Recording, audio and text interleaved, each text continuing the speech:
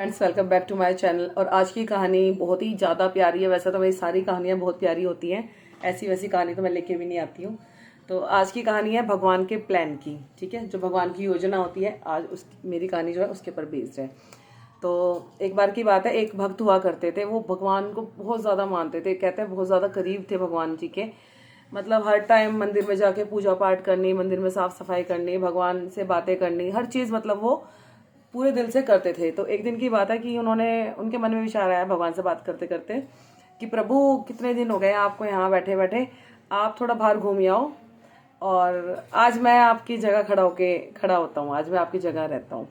तो भगवान जी कहते हैं ठीक है, कोई बात नहीं, मैं घूम आता हूँ, लेकिन शर्त एक ही है कि इस मंदिर में कोई भी आए, कुछ भी मांगे, कुछ भी कहे, कुछ भी हो रहा हो, तुमको चुप रहना है, बीच में बोलना नहीं है।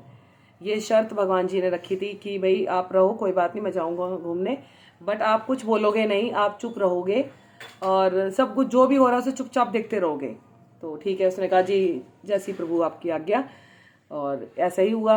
तो वो रहा भगवान जी के मंदिर में, भगवान जी के पीछे, मतलब भगवान जी बन के रहा वो एक दिन। तो अब देखा भगवान भक्त आ रहे हैं, पूजा कर रहे हैं, अपने मन की कह रहे हैं, और वो चुपचाप खड़ा देख रहा है सब कुछ कि हाँ सब चीज़ें अच्छे से चल रही हैं। तो थोड़ी देर की बात है, एक सेठ आता है वहाँ पे मंदिर में पूजा करने। तो पूजा करते हुए सेठ का पर्स जो है वो साइड में गिर जाता है। अब वो गिर जाता है तो वो जल्दी में होता है, सेठ पूजा वूजा करके अपना वो निकल जाता है। उसके बाद एक आता है बेचारा गरीब आदमी, उसकी घर में बहुत ज़्यादा दिक्कत है। वो भगवान से प्रार्थना करता है कि हे प्रभु, कहीं से धन का प्रबंध करा दीजिए, कहीं से कोई सहायता भेज दीजिए। और ऐसे घर में कई दिन से खाना नहीं, चूल्हा नहीं जला, खाना नहीं खाया बच्चों ने, तो थोड़ी कृपा कर दीजिए। ऐसे कह के वो जैसे ही पीछे मुड़ा, उसकी नज़र कोने में पड़े पर्स पे पड़ी, वो अपना मतलब उठा के भगवान का आशीर्वाद समझ के चल दिया।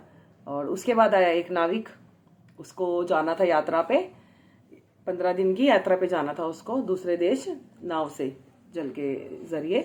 तो अब वो उसने भी प्रार्थना करी, भगवान से हाथ जोड़ा और अपना जैसे चलने के लिए तैयार था वैसे ही वो आ गया, सेठ आ गया पुलिस को लेके। अब पुलिस वाले उसको कह रहा कि सर, मैं जैसे पूजा करके आता हूँ, मेरे बाद यही आया है, इसी के पास पर्स है, आप चेक करो, इसी ने मेरा पर्स चुराया। उस पर चोरी का इल्जाम लगा दिया नाविक पे।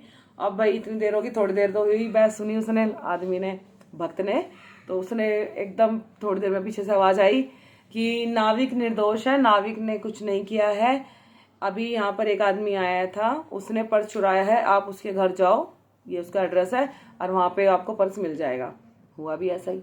अब पुलिस वाले और सेठ गया वहाँ पे उस गरीब आदमी के घर पे, वहाँ पर्स मिल गया।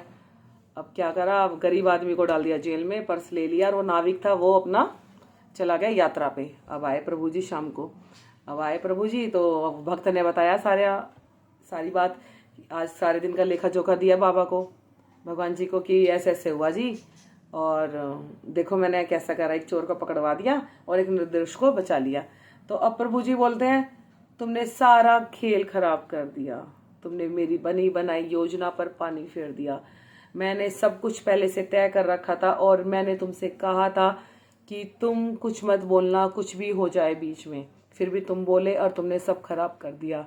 वो बोला जी प्रभु कैसे, मैंने तो एक निर्दोष को बचाया और एक गुनहगार को जेल में डलवा दिया। तो उन्होंने बोला कि जो सेठ का पर्स गिरा था, उस पर्स में इतना धन नहीं था कि उसको कुछ ज़्यादा नुकसान होता या ज़्यादा उसको फर्क पड़ता, वो वैसे ही बहुत धनवान था। ठीक है, वो गरीब आदमी को तुमने जेल में डलवा दिया, वो कम से कम 2-4 दिन उन पैसों से अपना खाना खाता या अपना कुछ गुजारा बसर करता, तुमने उसको पकड़वा के उसको जेल में डलवा दिया। अब उसके घर की हालत और ज़्यादा खराब हो रही है, क्योंकि एक लौता कमाने वाला वही था, और बच्चे छोटे हैं उसके, और घर में कोई और साधन नहीं है कमाई का। ठीक है, तीसरी बात, वो नाविक, उस नाविक के लिए मैंने योजना ये बनाई थी कि वो चोरी के इल्ज़ाम में पकड़ा जाता और वो जेल जाता, और जहाँ वो जाने वाला है, जिस शहर में या जिस देश में वो जाने वाला है, वहाँ पर भारी तूफान आने वाला था, और वहाँ उसकी मृत्यु तय थी, और उसकी बीवी को विधवा होना था। मैंने इसी वजह से सारी योजनाएं बनाई थी कि उसका पर्स गिरा, गरीब को मिला, और नाविक उसके इल्ज़ाम में जेल में जाता, तो कम से कम नाविक की मतलब यात्रा कैंसिल हो जाती और वो नहीं जाता। अब तुमने सब कुछ खराब कर दिया। सेठ को तो कोई फर्क नहीं पड़ा, पर्स मिल गया नहीं मिला, पर्स नहीं भी मिलता तो उसको कोई ज़्यादा दिक्कत नहीं थी क्योंकि उसमें इतना पैसा नहीं था। गरीब को तुमने परेशान करा, गरीब का घर कैसे चलेगा। और सबसे बड़ी बात तो नाविक, जिसको तुम्हारी वजह से यात्रा पर जाना पड़ा और उसे तूफान का शिकार होना पड़ा और उसका घर सब कुछ तबाह हो गया।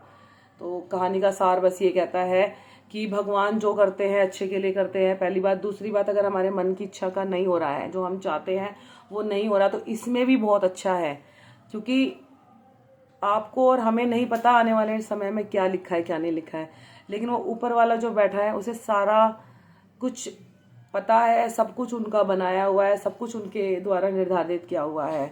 इसी टॉपिक पे, ये मेरी लाइफ से सबसे ज़्यादा रिलेटेड है ये सारी बातें, तो किसी और दिन मैं इस टॉपिक पे आपसे डिस्कशन करूँगी।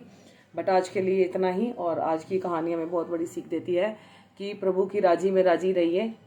अगर हमारे मन का भी नहीं हो रहा है तो खुश रहिए, प्रभु का धन्यवाद कीजिए जो उनकी दी हुई सांसें हम ले रहे हैं और जो हम आगे अपना जीवन जी रहे हैं, क्योंकि गिनती की सांसें मिली हैं, आपको पता है। चलिए, thank you so much, keep watching my thoughts और my videos and specially my stories.